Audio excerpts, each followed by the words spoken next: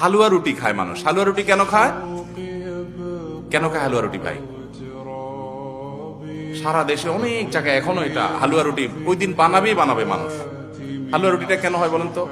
বলে যে নবী সাল্লাল্লাহু আলাইহি সাল্লাম উহুদের যুদ্ধে তার দন্দান মুবারক শহীদ হয়েছে, এই জন্য উনি শক্ত খানা খাইতে পারতেন না, হালুয়া খাইতেন, এই জন্য আমরা হালুয়া খাই। আরে ভাই, নবী সাল্লাল্লাহু আলাইহি সাল্লামের দাঁত ভাঙছে প্রথম কতটা শাবান মাসে ঘটেই না, এটা পড়ছে আরেক মাসে। আপনি এটা এই মাসে আনলেন কোত্থেকে? আচ্ছা, তারপরে যদি ধরে নেই এই মাসেই হয়েছে, তো ওনার দাঁত ভাঙছে কাদের আঘাতে? মুশরিকদের আঘাতে, তাই না? আল্লাহর দুশমনদের আঘাতে। তো কাফেরদের আঘাতে দাঁত ভাঙাতে উনি হালুয়া খাইছে বলতেছেন, যদি এটার কোনো ভিত্তি নাই, বোগাস কথা। তারপরে ধরে নিলাম, তো আপনি ভালো দাঁত নিয়ে হালুয়া খাচ্ছেন কোন শরমে? আপনার বাপের একটা শত্রু আছে, আপনাদের ফ্যামিলির একটা শত্রু আছে, সে আপনার বাপের ধরে আচ্ছা ধরে মেরে ঠ্যাং ভেঙে দিছে। আপনার বাপ বেচারা ওই ভাঙা ঠ্যাং নিয়ে একটা লাঠি নিয়ে ভর করে করে খোড়ায় খোড়ায় উনি হাঁটেন, কারণ পা ভেঙে গেছে বেচারা।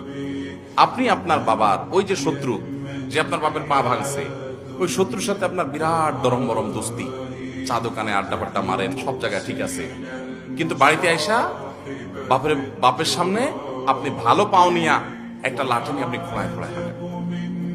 কেন?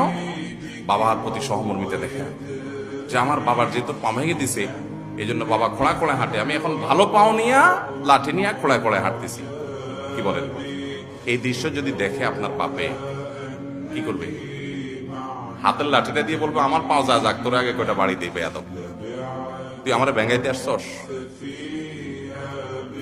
আমার পা ভাঙছে যারা, তুই পারলে তাদেরকে বিচারের আওতায় আনবি, তাদের একটা বিহিত করবি। সেটা না করে তার লগে তলে তলে তোমার সম্পর্ক, তুমি আসছো আমার এখানে নাটক করে আমার সহমর্মিতা জাহির করতে। নবী সাল্লাল্লাহু আলাইহি সাল্লামকে যারা দাঁত ভাঙছে তাদের সাথে তো দোস্তির কোনো কমতি নেই, তাদের প্রতি তো আপনার সহমর্মিতার কোনো কমতি নেই, ওয়ালা বারা বলতে কিচ্ছুই নেই। কিন্তু আপনি হালুয়া খায়া ভালো দাঁত নিয়া আপনি নবী সাল্লাল্লাহু আলাইহি সাল্লামের প্রতি সহমর্মিতা প্রদর্শন করছেন। এর চেয়ে হাস্যকর আর কি হতে পারে? আল্লাহ আমাদেরকে সঠিকভাবে দিন পালন করার তৌফিক